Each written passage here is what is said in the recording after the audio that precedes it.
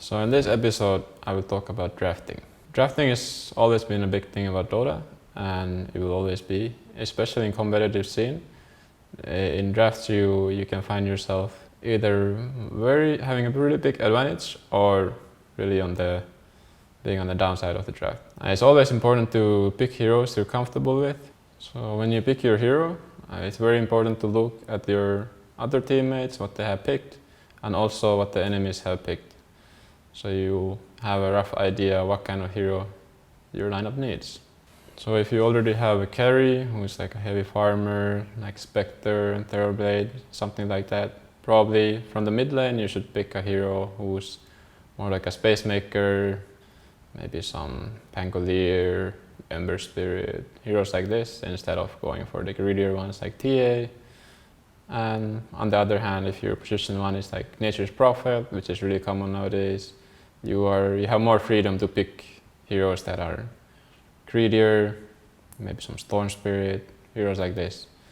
It's very important to know the matchups, and that's why it's important to not play all the mid heroes. Always be realistic, you're not gonna master them all, so choose 5 heroes that you're gonna get good with, and then you will start to realize, learn all the matchups, and that way you get an advantage on the enemy because you have already mastered this matchup, and that's basically how you really get ahead in drafting. If you are confident in your hero and you're confident you can beat this other mid hero, even though they might think it's a favorable matchup, but when you have played it enough, you can find your ways. The best way to learn matchups is obviously just practice, and then if you find yourself hitting your head against the wall, always look up to the better players, the professionals, what they do in these situations. But most importantly, always, it's just about practice. So in this game I'm playing Invoker, and the reason I picked Invoker this game is because first of all, I already know the matchup, or I almost 100% know the matchup. They pick Arc Warden. I'm very confident that they're gonna play mid, first of all, and it's a good matchup for Invoker. You're not gonna get punished too hard for picking this hero, so it's already a decent lane, so I feel good about that. And then I start looking at their other heroes. They have heroes like Winter Wyvern, very bad against Invoker because Invoker is heavy magic damage. Heroes like Doom, very mana dependent. I mean, Dazzle is whatever. But overall, this was the last pick, so I didn't see it. But also very good against the Wraith King. So it's a very good Invoker game, like overall against the enemies. And my Tornado, my EMP, they have very high value in this game, and Cold Snap also very high value. So that's already a really good enough reason for me to play it against their heroes. And then we can also check out my teammates. We have Spectre, is a hard carry hero. He needs all the space he can get. You want to make sure this guy has a lot of farm.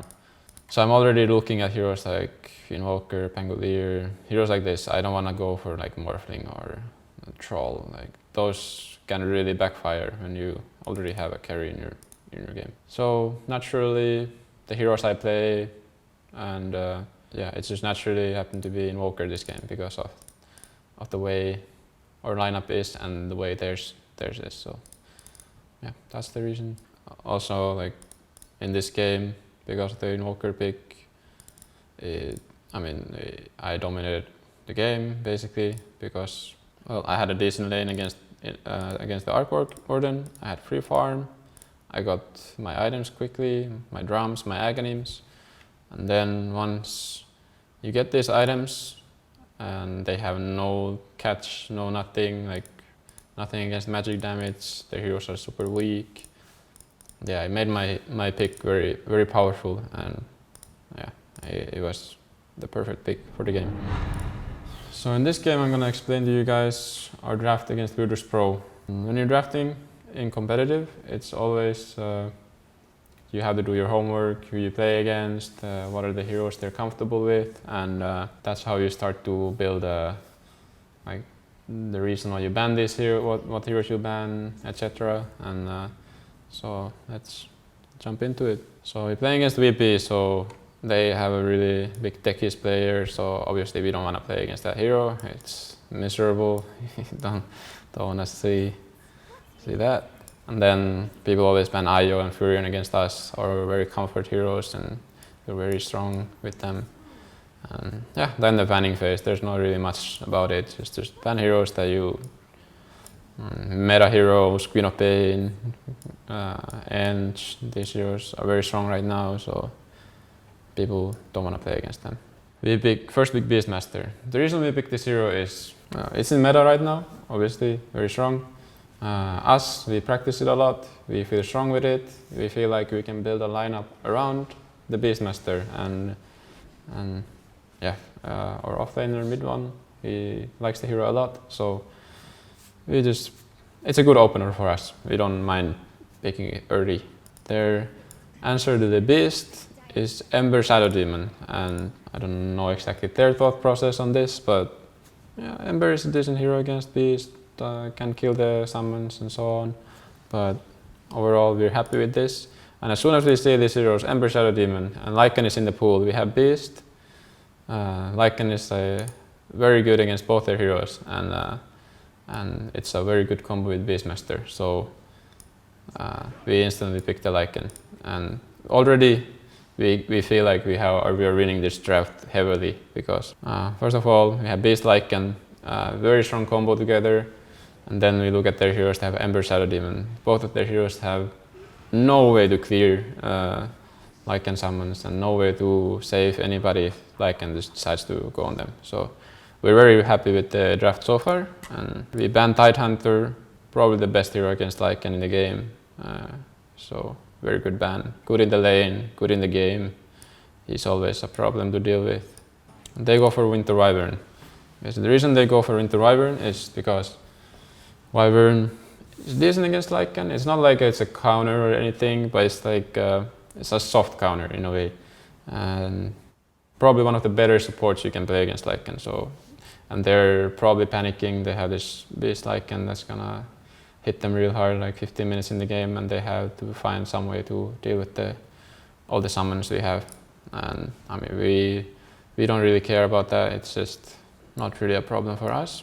And then we go for Grimstroke. The reason we go for Grimstroke, first of all, this hero is great laner. Lanes are very important this meta, and he offers a very high magic damage and burst potential, which is kind of lacking on the Beast Lycan. So it's always good to add up some magic damage to that, because they only do physical damage.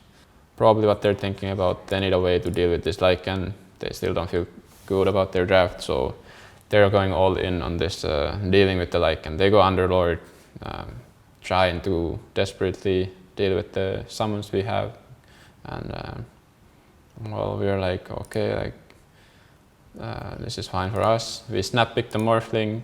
I'm gonna play the Morphling this game. The reason I wanted Morphling is, first of all, it's against Ember mid. It's a very good matchup for Morph. You have a free lane. There's no way he's ever gonna pressure you. And in the game, Morphling is probably the best hero against Ember you can have. You can turn into the Ember, you can chain him, then you can just E-blade combo him, and he's always gonna die. And then I also look at the other hero, Shadow Demon, Winter Wyvern.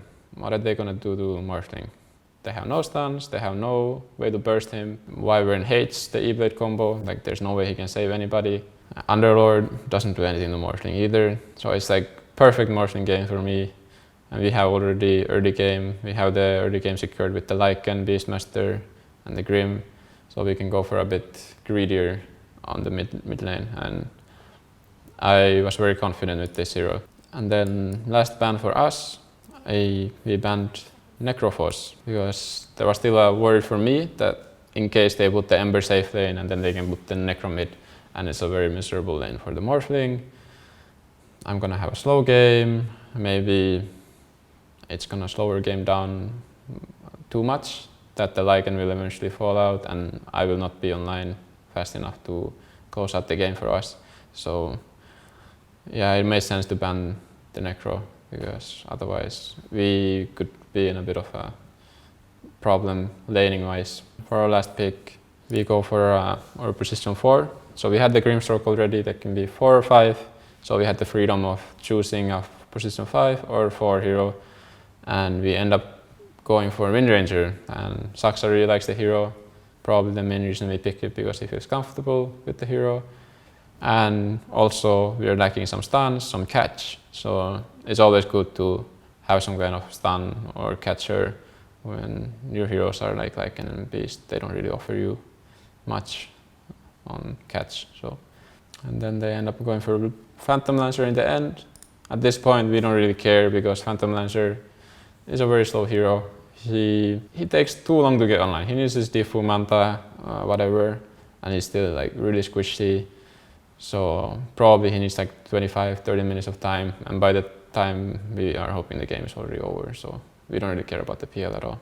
We are very happy with the draft this game, and we end up crushing them also. So probably one of the biggest mistakes as a mid player you can do when you're playing pubs or even competitive is that you look too much into your own, like what's good against their heroes, when you should probably be looking at what's good for us also. And so in that sense you might draft into, you might get into some awkward positions, like maybe have Spectre carry and then you playing TA mid against their puck because you feel like it's the best matchup ever, but ends up being very awkward for your team because then you have 2 guys who want to farm jungle and don't want to make anything happen. So you need to always look at your teammates, what do they need, and yeah, then go from there.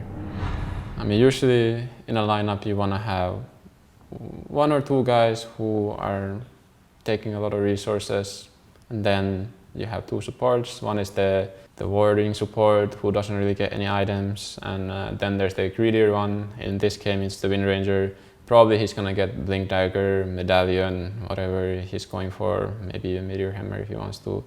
Things like this, a bit greedier. But yeah, you always wanna have at least 1 guy who's really taking a lot of resources, who's able to farm the jungle when it's free, and yeah, then you need to balance it out with teamfight on the offlaner, maybe some push. Like this game we have very high push. Maybe your teamfight is a bit less on the, bit less, but it doesn't matter because we have very high damage, high push, and it really rounds it up very nicely for us. So in conclusion, like the most important things about drafting is drafting heroes you're confident with, the heroes you know, and then always looking at the enemy's lineup and matchup to matchup wise. You need to have experience on the hero, like, oh, they pick Shadowfiend, I want to play Invoker mid. Why? Because maybe the lane is good, or maybe you're just like feeling it, you're like, I'm really good with Invoker this game, whatever. It can be any reason you have, but as long as you're confident in the hero you want to play, then go for it. And that's the most important thing, is having confidence. Like, doesn't matter, you play Zeus against Kunkka. If you feel like Zeus is gonna own this game, but the lane is rough, doesn't matter. If you feel like you're gonna win the game, it doesn't matter if the lane is rough. As long as you have a game plan in mind and you feel confident in the hero you wanna play.